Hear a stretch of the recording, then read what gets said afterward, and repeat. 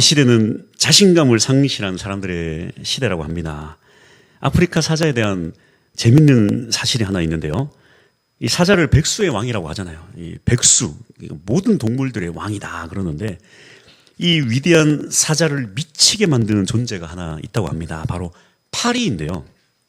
채채파리라고 하는 이 아프리카 파리 몇 마리가 사자 얼굴 주변을 날아다니면 그 어떤 위대한 사자도 위험을 잃고 미친 듯이 몸부림친다고 합니다. 그래서 어떤 사자는 그 파리 때문에 스트레스를 받아서 죽음에 이르기도 한다고 합니다.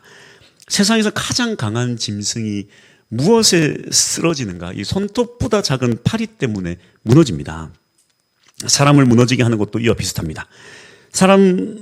사람이라 하는 존재는 오히려 큰일 앞에서는 참 담대해질 때가 많아요. 그래서 부모님이 아프시거나 또 돌아가시고 그러면 정신을 차리고 또 큰 병에 걸리면 담담하게 또 치료에 임하기도 합니다.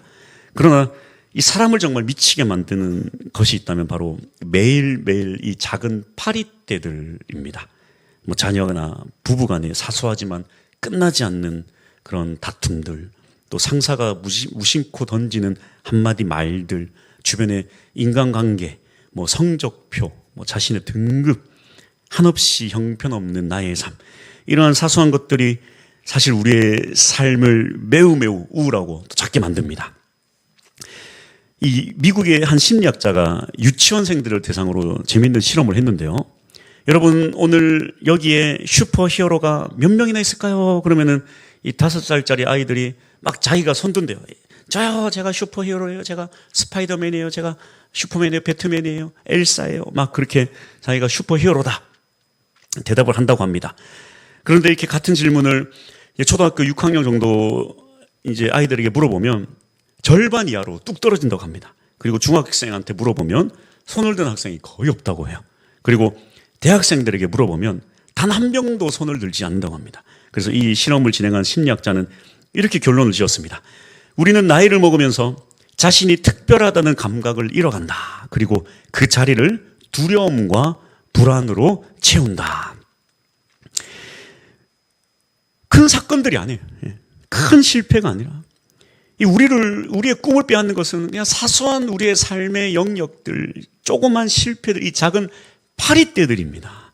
그래서 이 시대의 사람들은 자신감 없는 이 시대를 살아가는 사람들이라고 할 수 있겠습니다.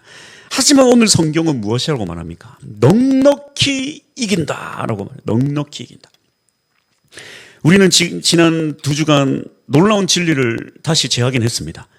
지지난주는 우리는 예수를 믿음으로 하나님의 자녀가 되는 것이고, 지난주는 우리는 자녀로서 예수의 이름으로 당당하게 하나님 아버지께 기도할 수 있다. 그럼에도 불구하고 우리는 왜 승리하는 삶을 살아가지 못할 때가 많은가? 그래서 의심하며 살아갑니다. 나는 영원히 실패자로 살아가는 건 아닌가? 과연 온 우주의 주인이신 하나님 아버지가 내 아버지가 맞는가? 이런 실패의 삶에, 이 실패의 질문에 성경은 어떻게 대답을 할까요? 첫 번째로, 그래서 성경은, 바울은 이 승리에 대한 근거를 우리에게 제시하고 있습니다. 예수를 믿는 우리는 하나님의 자녀입니다. 그래서 우리의 삶은 실패와 절망의 삶을 살아서는 안 돼요. 우리는 승리의 삶을 살아야 됩니다. 그 근거가 무엇인가? 31절. 그런 적이 일에 대하여 우리가 무슨 말 하리요? 만일 하나님이 우리를 위하시면 누가 우리를 대적하려? 누가 우리를 대적할 수 있단 말인가? 하나님이 우리 편이신데, 하나님이 우리 편에 서서 싸우시는데, 이 법정이 있어요. 저 법정이 있으면 재판장이 우리 편이다. 재판장이. 판결 내리는 사람이, 판결 내리는 그분이 우리 편이다. 누가 우리를 대적할 수 있냐? 누가 우리를. 그래서 바울은 이 사실을 더욱 확신 있게 선포합니다. 32절. 자기 아들을 아끼지 아니하시고 우리 모든 사람을 위하여 내주시니가 어찌 그 아들과 함께 모든 것을 우리에게 주시지 아니하겠느냐? 자기 아들까지 아끼지 않고 내어주셨는데 어찌 우리에게 모든 것을 주시지 않겠는가? 하나님 아버지는 우리에게 모든 것을 주십니다. 하나님 아버지는 우리에게 승리를 주시는 분이십니다. 그래서 신약학자 더글라스 무라는 교수도 이 구절을 이렇게 말합니다. 하나님이 자기 아들을 내주신 것은 하나님이 우리를 위한다는 것의 최고이자 최종이다. 최고이자 최종의 증거이다. 이보다 더 강력한 증거는 우주에 존재하지 않는다. 그런데 우리는 우리의 삶은 어떠합니까? 이 성경에서 말하는 것과 다르게 우리는 참 자주 쓰러지고 넘어집니다. 승리를 확신하며 살아가지 못할 때가 많아요. 기도까지는 하겠어. 하나님 아버지 자녀라는 거 알겠어. 그런데 내가 오늘 승리하며 산다는 이 확신은 없다라는 거예요. 승리를 확신하며 살아가지 못할 때가 많다라는 거예요. 무엇이 문제일까요? 바로 이 사탄의 두 가지 공격 패턴 때문인데요. 이 두 가지 공격 패턴은 사실 단순한 것 같지만 대단히 치명적입니다. 그래서 이것을 잘 알고 대비해도 쓰러지고 넘어져요. 우리는 참 이걸 알고 대비를 해야 됩니다. 이 두 가지 패턴이 뭔가? 첫 번째, 사탄의 공격 첫 번째는 뭐냐면 고발이에요, 고발. 33절. 누가 능히 하나님께서 택하신 자들을 고발하리요. 고발한다는 거예요, 근데 이 말은. 고발한다는 거예요. 주님을 완벽하게 의지하지 못하면 이 고발에 쓰러지고 넘어진다는 거예요. 이 고발이라는 헬라어 에칼레세이는 법정에서 쓰는 용어인데요. 그러니까 법정에서 공식적으로 소송을 제기하고 고발하고 비난한다. 그런 의미입니다. 그래서 요한계시록 12장 10절에도 이 큰 용, 이 사탄 뭐 하는 존재인가? 우리를 참수하던 자, 우리를 끊임없이 고소 고발한다는 거예요. 고소 고발. 사탄이 우리를 하늘 법정에서 계속 고발합니다. 고발하는 주된 이유가 뭘까요, 여러분? 고발하는 이유가 뭐겠습니까? 너 죄인이라는 거예요. 너 죄인이라는 겁니다. 죄인. 이제 에픽하이라는 팀이 있어요. 가수. 거기에 이제 멤버 중에 타블로라는 가수가 있는데요. 이 타블로가 스탠퍼드 대학을 졸업을 했습니다. 그런데 우리 한 십몇 년, 꽤 오래 지났어. 옛날 얘기인데 한때 그냥 대한민국을 아주 떠들썩하게 했던 사건이 하나 있어요. 이 타진요라고. 그러니까 타블로에게 진실을 요구합니다. 라고 이제 인터넷 누리꾼인데 그가 이제 뭐라고 주장하냐면 이 타블로가 학력을 위조했다. 스탠퍼드 대학 졸업한 거 이거 거짓말이다. 그렇게 막 글을 올리기 시작하더니 나중에는 수사기관에 아예 이거를 고소 고발해요. 타블로를 고소 고발합니다. 이게 거짓말쟁이다. 예, 그런 사건이 있었어요.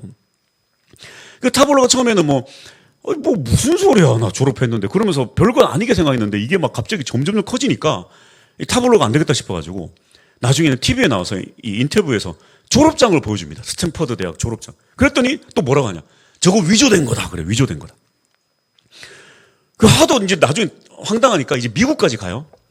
그 대학 교수님을 찾아갑니다.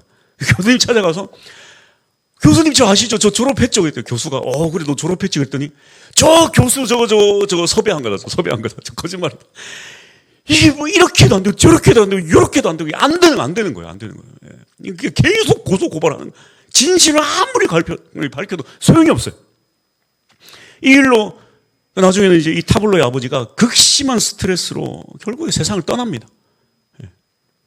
한 사람의 고발로 인해서 한 사람과 한 가정이 풍지박산나는 거예요. 타블로도 방송에서 아무도 안 써줘요. 그때부터 이렇게 찝찝한 애를 어떻게 쓸 수 있냐 그래서 그 잘 나가는 가수가 완전 한순간에 날아가는 그런 사건이 있었어요.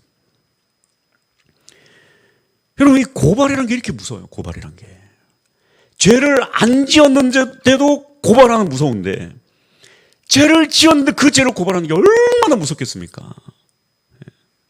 끊임없이 우리를 고소고발하는 고소고발. 우리의 죄를 아주 감추고 싶은 죄를 끊임없이 그냥 그걸 들춰내가지고 막 하늘 법정에서 막 드러내는 겁니다. 우리의 힘으로 견딜 수 있는 부분이 아니에요. 사탄의 두 번째 공격은 뭐냐면 정죄입니다. 정죄. 34절 누가 정죄하려? 누가 정죄? 이 말은 뭐냐면 예수의 이름으로 승리하기 전까지 누군가 계속 정죄한다는 거예요. 근데 이 정죄라는 말이 우리가 이 살로 느끼는, 피부로 느끼는 그 단어의 무게감보다 더 무거운 단어예요. 이 헬라어로 하면 이 카타크리노니, 이것도 법정 용어인데 이게 무슨 용어냐면 대단히 무서운 용어입니다. 유죄 판결을 받다 그런 거예요.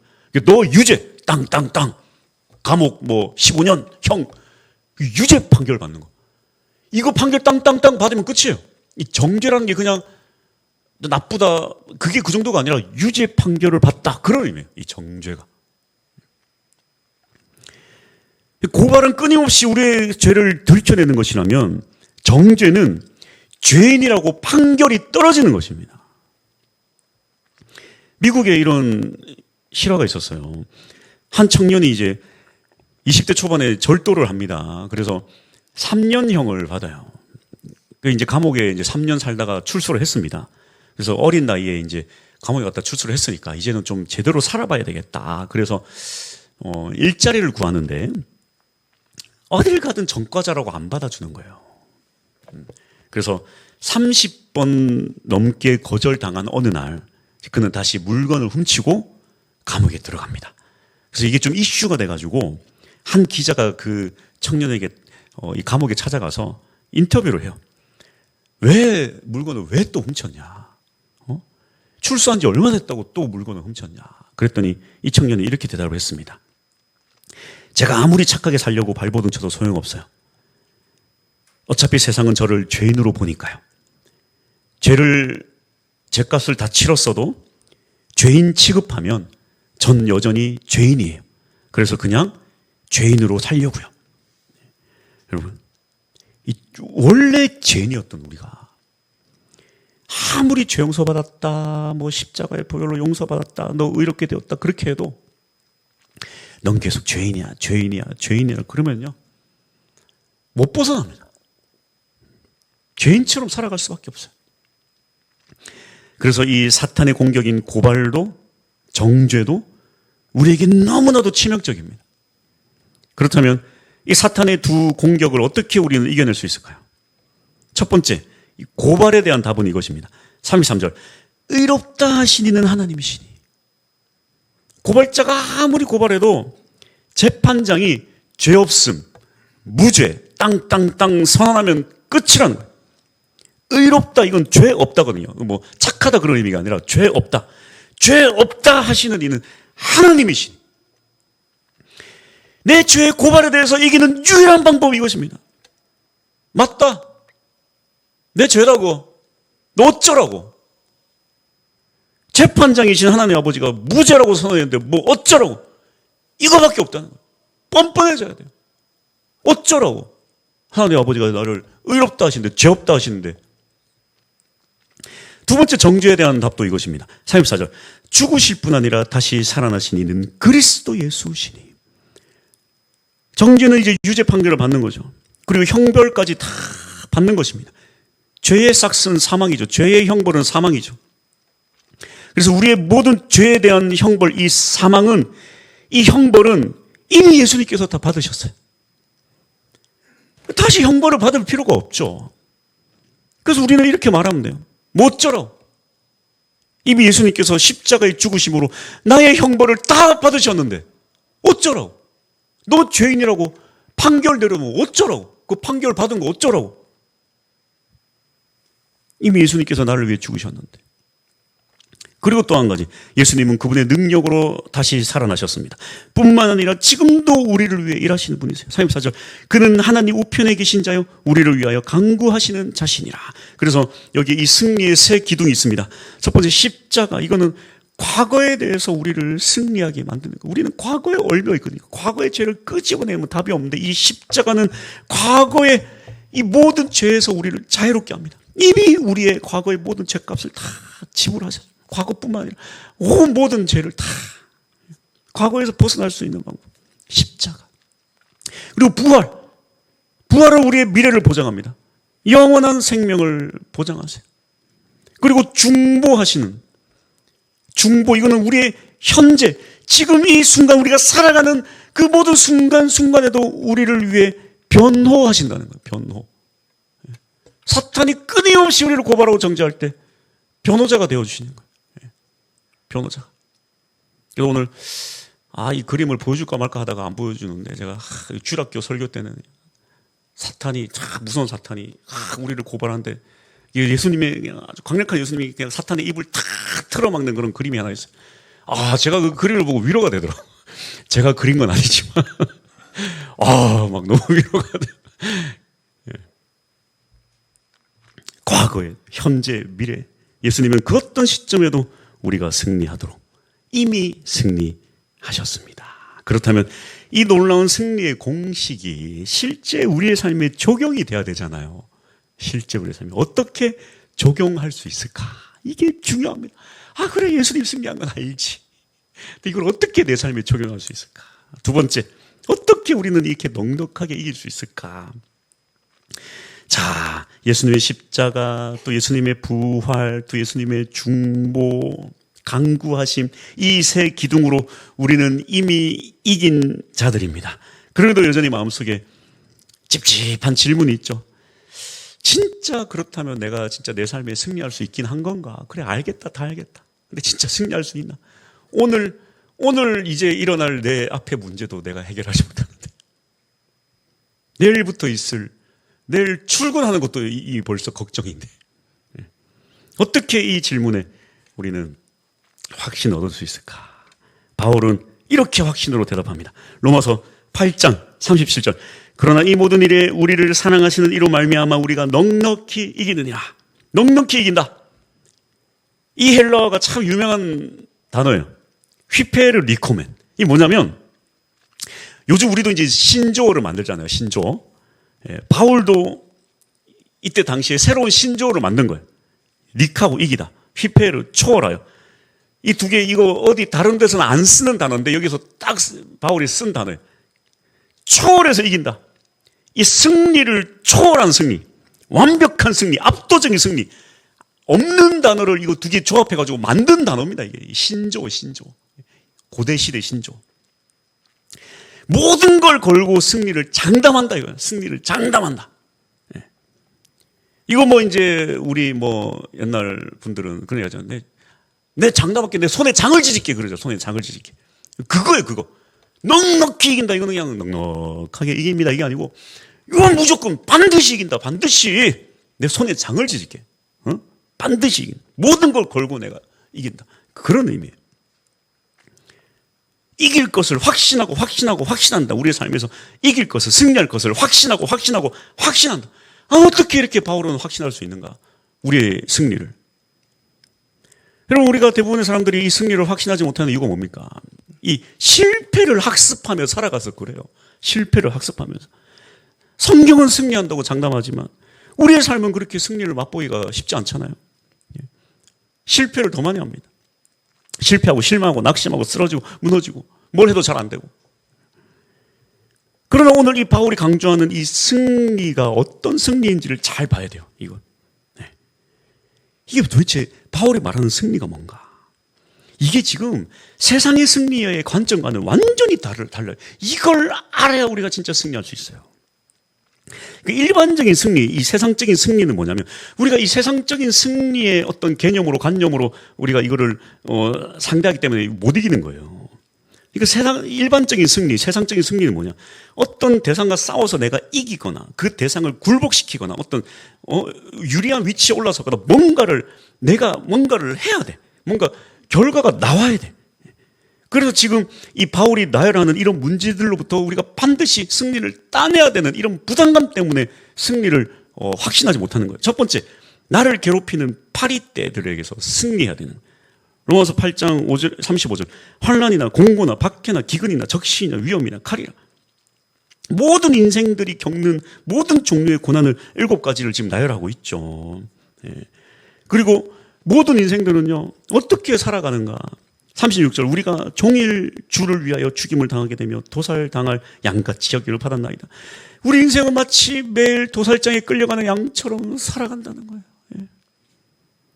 매일 이런 우리 삶에 있는 고난들, 환난들, 문제들, 괴로움들, 근심 걱정들, 이걸 가지고 그냥 십자가 앞에 가져와서 주님 이기게 해주시옵소서, 이기게 해주시옵소서 이렇게 매달리지만 잘 안 된다는 거예요. 잘 안 된다는 거예요. 잘 안 돼요. 그러니까 성경은 알겠고 아멘 승리하겠습니다 하지만 또 그렇게 살지 못해요. 바울은 한층 더 나갑니다. 이런 것뿐만 아니라 온 우주적인 모든 것에서 승리한다. 둘째, 이뿐만 아니라 모든 우주의 모든 것에서 승리한다. 38절에 39절. 내가 확신하노니 사망이나 생명이나 천사들이나 권세자들이나 현재인이나 장래인이나 능력이나 높음이나 깊음이나 다른 어떤 피조물, 2개씩 짝을 이루죠. 사망, 생명, 삶과 죽음, 천사들, 권세자들, 어떤 영적인 세력, 모든 세력, 권세의 세력들, 현재, 장래, 시간 전체, 높음, 깊음, 공간 전체, 능력, 피조물, 존재하는 모든 것, 온 우주를 총동원해서 우리에게 설명하고 있어요. 아까 그 파리 때 이 소소한 내 앞에 나를 흔드는 문제들이라면 이거는 내 존재를 뛰어넘은 온 우주적인 것들, 그 모든 것에서 우리는 승리할 수 있다. 승리할 수 있다. 아니, 내 인생의 문제도 힘든데 못 이기는데 뭔 온 우주를 다 승리한단 말인가? 온 우주적인 것에서 우리가 승리할 수 있단 말인가? 중요한 사실은 이거예요. 성경에서 말하는 승리의 핵심은 이런 것들을 내가 예수를 의지해서, 이런 것들을 내가 예수를 의지하면 이길 수 있다, 이게 아니에요. 이 성경에서 말하는 승리는 그게 아닙니다. 이 성경에서 말하는 승리는 바로 이거예요. 예수 그리스도의 사랑에서 끊어지지 않는 것. 하나님 아버지의 사랑에서 끊어지지 않는 것. 이거 자체가 승리입니다. 뭔가 내가 이것과 한번 붙어가지고 내가 내일 또 환란이 있겠지만, 상사가 나를 괴롭히고 인생이 어렵고 괴롭겠지만 내가 이걸 한번 싸워서 이긴다, 그게 아니고 예수 그리스도와 끊어지지 않는 것, 그 사랑에서, 이게 승리라는 걸 말하고 있는 거예요. 그 생각을 바꿔요. 그래서 바울이 이 넉넉히 이긴다는 걸 설명하는 35절과 39절, 이걸 설명하면서 처음과 끝을 뭐라고 합니까? 사랑에서 끊을 수 없다. 사랑에서 끊을 수 없다. 예수 그리스도의 사랑에서 끊을 수 없고, 예수 그리스도 안에 있는 하나님 아버지의 사랑에서 끊을 수 없다라고. 끊을 수 없다. 끊을 수 없다. 이게 승리다. 그 중간에 있는 그 모든 것들이 이 사랑에서 끊을 수 없다. 이게 승리예요. 환난 당할 수 있어. 무너질 수 있어. 권세자들이 괴롭힐 수 있어. 권세자들이 나에게 협박할 수 있어. 예수 말라고 막 할 수 있어. 그래도 끊을 수 없다. 이게 승리. 이게 승리. 그래서 오늘 본문의 마지막은 이렇게 장식합니다. 39절 하반절, 우리 주 그리스도 예수 안에 있는 하나님의 사랑에서 끊을 수 없으리라. 그리스도 예수 안에 있는 것, 이게 답이에요. 그리스도 예수 안에 있는 것. 성경적 승리는 바로 이것입니다. 내가 예수를 의지해서 뭔가 싸워서 해내고 결과를 만들어내고가 아니라 우리가 어디에 있는가가 이게 핵심이야. 어디에 있는가. 그리스도 안에 있으면 된다는 거예요. 여러분, 비행기 타보셨습니까? 비행기. 저는 지금도 비행기가 그렇게 신기해요. 좀 자주 탔거든요. 그런데도 비행기를 타면 그 창가에 앉아가지고 미리 예약을 합니다. 창가에 앉고 싶어서. 그렇게 하늘에서 이렇게 내다보면 신기해요. 자동차 조그만 것들이 이렇게 지나다니고 건물들이 작은 거 보면 신기하다. 이거 세종대왕도 못 탔던 건데 내가 탄다, 이러면서 뭔가 혼자만의 아주 만족을 아주 느낍니다. 이 비행기가요, 제가 느끼지 못했지만 이론적으로는 그렇다고 해요. 1000m 상공을 시속 900km로 달린대요. 그러면 이 창밖은 영하 50도랍니다. 영하 50도. 산소가 거의 희박하고요. 때로는 시커먼 구름과 번개도 막 몰아칠 때도 있어요. 그래서 이 비행기 밖에서는 인간은 산소도 희박하고 너무 이제 온도가 낮아서 비행기 밖에서 인간은 3초도 못 산대요. 3초도. 죽어버린대, 그냥. 그런데 그 비행기 안에서 승객들은 뭐 하고 있습니까? 어느 정도 고도 이상 다 올라가면 띵 하면서 이제 안전벨트 풀으라고 하면 그때부터 밥 먹고 커피 마시고 돌아다니고 비행기 안에서 그러고 있는 거예요. 이유는 하나요. 비행기 안에 있으니까 그게 되는 거예요. 이거 비행기 밖과 안은 비슷한 상태도 아닙니다. 내가 한번 강력한 내가 이 힘으로 내가 이 비행기를 의지해서 내가 한번 이걸 이겨내보겠다. 그래가지고 비행기 밖에 이제 기둥에다가 내가 줄로 묶어가지고 나를 단단히 묶어가지고 비행기 밖에서 한번 자, 이륙하십시오. 내가 이겨내보겠다. 바람 와라, 바람 와, 으아 해봤자 죽어요. 공기가 희박하고 온도가 낮고 으아, 내가 싸우자, 이기자, 비행기 밖에서 난리치면 죽습니다. 승리는 이 비행기를 의지해서 내가 그 밖에서 이야 싸우자 하는 게 이게 승리가 아니라 그 안에 있으면 돼요. 예수 안에 탑승하면 된다는 거예요. 너무 쉬워서 뭐 느껴지지가 않습니까? 승리가 너무 쉬워서 뭐 하찮게 느껴집니까? 이게 복음이에요. 뭔가 내가 한번 대단한 걸 해야 되는 그게 아니라 예수 안에 탑승하면 된다는 거예요. 그분이 나 안에도 탑승하신다는 거예요. 그 동역하는 거예요, 동역. 그래서 조직 진학자 이 루이스 볼골프도 이렇게 말해요. 이 본문을. 이것이 성도의 견인의 성경적 근거다. 우리가 견디는 것이 아니라 하나님이 우리를 붙드신다. 그래서 아무것도 우리를 그 사랑에서 끊을 수 없다. 비행기 안에 있어도 누군가 끊을 수 있겠지만 예수 안에 있으면 그 누구도 그 사랑에서 끊을 수 없다. 이것만 알면 돼. 이것만 알면 돼. 그래서 결론입니다. 넉넉히 이김의 근거는 그래서 나에게 있지 않아요.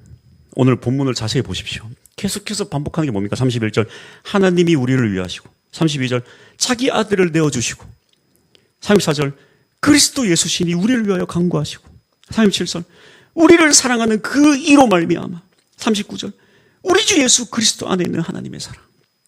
모든 문장의 주어가 내가 아니야. 내가 예수 의지 하나님 의지 그게 아니고 전부 하나님 아버지가 다 해주시고 예수 그리스도 사랑의 그 능력이 그 십자가가 다 해주신다.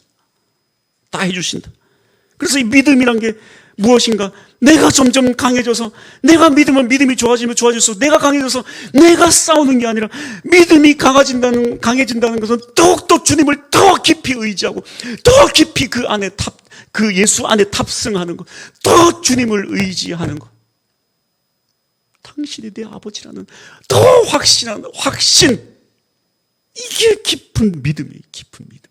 믿음이 좋아지니까 야 사탄아 와라, 사탄아 싸우자, 내가 나서서 막 싸우고 난리치는 게 아니라 더 깊은 믿으면 더 주님을 의지하는, 더 하나님 아버지의 자녀로서 확신하는 것. 그래서 진짜 믿음은 내 공로가 아니라 진짜 믿음은 주님을 의지하는 거예요.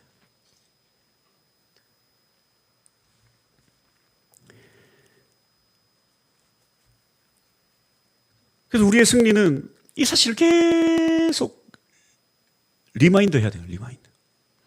알아도 까먹고 또 계속 까먹고. 그래서 우리가 예배 시작하기 전에 고백하는 게 있잖아요.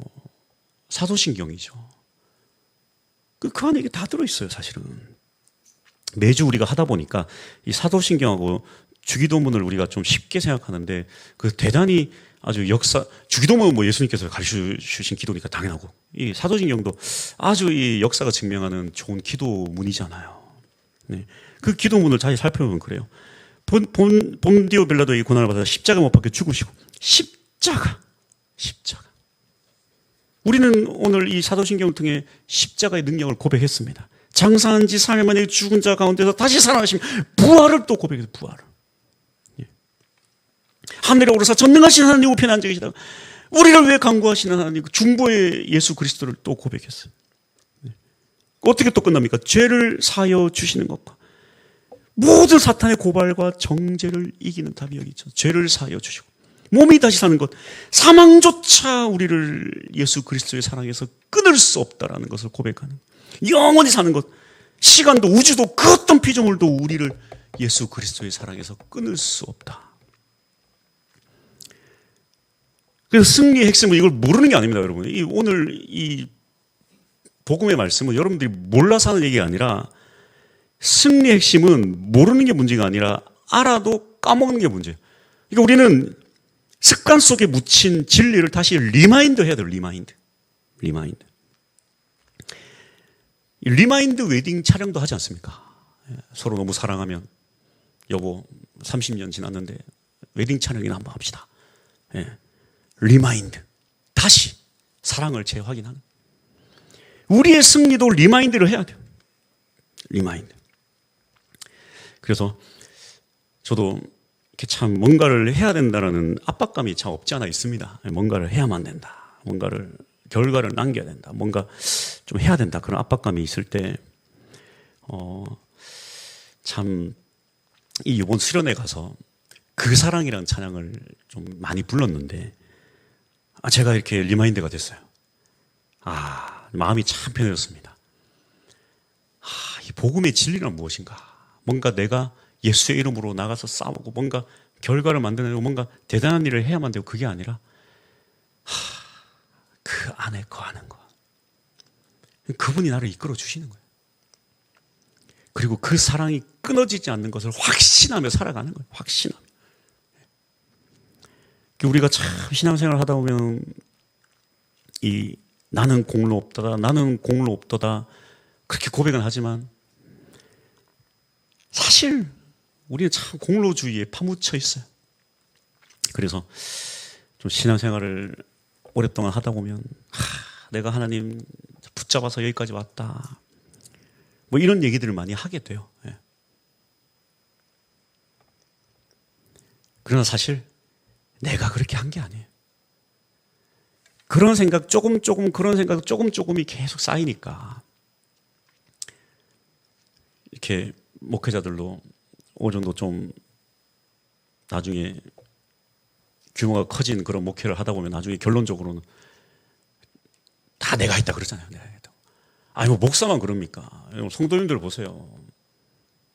어느 정도 규모가 있고 그렇게 하면 이거 다 내가 했습니다. 그래요. 교회 뭐 어쩌고저쩌고 다 내가 했다 그래요. 그 조그만 것들 하나하나들이 다 누룩입니다. 여러분, 누룩. 주님은 그런 공로들을 다 무의미하다고 여기시는 건 아니에요. 결론적으로 다 상급으로 우리에게 주실 것입니다. 그러나 우리는 이 땅 가운데 평생 살면서 그 공로를 끄집어내는 누룩을 퍼뜨리면 안 돼. 나는 공로 없도다. 이것이 진심이 돼야 돼. 예수 그리스도 안에 있는 것. 그럼 그분이 그 사랑에서 절대 나를 끊지 않는다. 그 사실만을 가지고 담대하게 나가는 것. 할렐루야. 그래서 우리의 기도도 좀 달라져야 됩니다. 내가 이길 수 있게 해주세요가 아니고 주님이 이미 이기셨습니다. 그 사랑에 내가 거하고 있는지만 확인하면 됩니다. 당신은 나의 아버지 되시니까요. 그렇게 주님 앞에 편안한 마음으로 담대하게 나아갑시다. 할렐루야. 찬양합시다.